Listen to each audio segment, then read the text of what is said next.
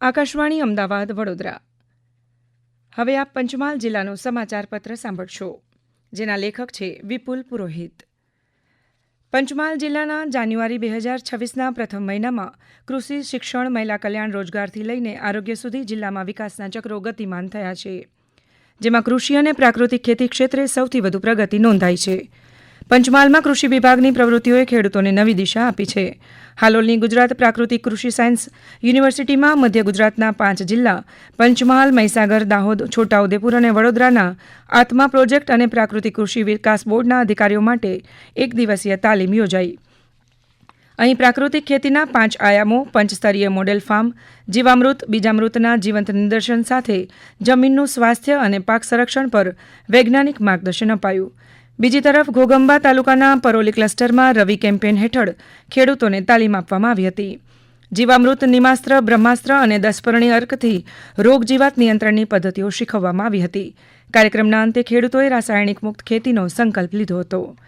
મહિલા બાળ કલ્યાણ અને બાળ અધિકાર વિશે વાત કરીએ તો જિલ્લા પ્રશાસનની વહાલી દીકરી યોજના વધુ દીકરીઓ સુધી પહોંચે તે માટે વિશેષ ઝુંબેશ શરૂ કરવામાં આવી હતી. યોજનામાં પાત્ર દીકરીને 1,10,000 રૂપિયાની સહાય 3 હપ્તામાં મળે છે, જ્યારે અરજી માટે મામલતદાર કચેરી કે મહિલા કલ્યાણ પોર્ટલનો ઉપયોગ કરી શકે છે.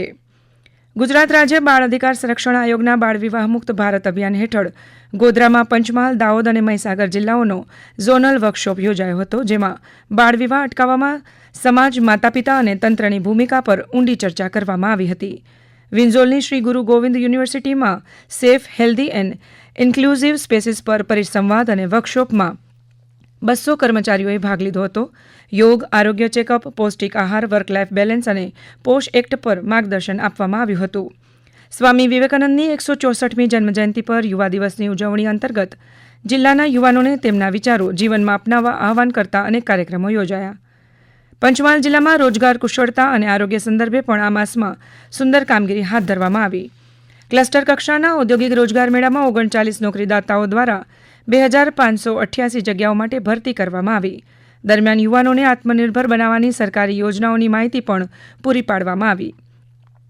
પંચમહાલના વડામથક ગોધરામાં મેગા બ્લડ ડોનેશન કેમ્પમાં 150થી વધુ યુનિટ રક્ત એકત્ર કરાયું છે. રક્તદાન છે મહાદાન, આ સંદેશા સાથે રક્તદાતાઓએ કેમ્પમાં ઉત્સાહભેર ભાગ લીધો. પંચમહાલ જિલ્લામાં સાંસ્કૃતિક અને સામાજિક ઉજવણીઓની વાત કરીએ તો મકર સંક્રાંતિનો ઉત્સવ સમગ્ર પંચમહાલવાસીઓએ મન ભરીને માણ્યો. ઠેર ઠેર ઢાબાઓ પર પતંગ રસિયાઓએ કાયપોછીની ચિચિયારીઓથી આ તહેવારને વધુ જીવંત બનાવ્યો. આ તહેવારમાં દોરીઓથી ઘાયલ પશુ અને પક્ષીઓને સેવાભાવી સંસ્થાઓ દ્વારા ઇલાજ કરાવાયો અને અનેક અબોલના જીવ બચાવીને પ્રેરણાદાયક કાર્ય કરાયા. 26મી જાન્યુઆરી પ્રજાસત્તાક પર્વની સમગ્ર પંચમહાલ જિલ્લામાં દેશભક્તિના ભાવો સાથે હર્ષોલ્લાસથી ઉજવણી કરાઈ. જિલ્લા કક્ષાના 77માં પ્રજાસત્તાક પર્વની ભવ્ય ઉજવણી હાલોલની M&V આર્ટ્સ એન્ડ કોમર્સ કોલેજના ગ્રાઉન્ડ ખાતે કૃષિ રાજ્યમંત્રી રમેશ કટારાના વરદ હસ્તે ધ્વજવંદનથી કરવામાં આવી. પ્રજાસત્તાક પર્વ નિમિત્તે જિલ્લાની શાળાઓ તેમજ વિવિધ સંસ્થાઓ દ્વારા અનેક કાર્યક્રમો હાથ ધરાયા. હમણાં જ આપ સાંભળી રહ્યા હતા પંચમહાલ જિલ્લાનું સમાચાર પત્ર, જેના લેખક હતા વિપુલ પુરોહિત. પ્રસારણ આકાશવાણીના અમદાવાદ વડોદરા કેન્દ્ર પરથી કરવામાં આવ્યું.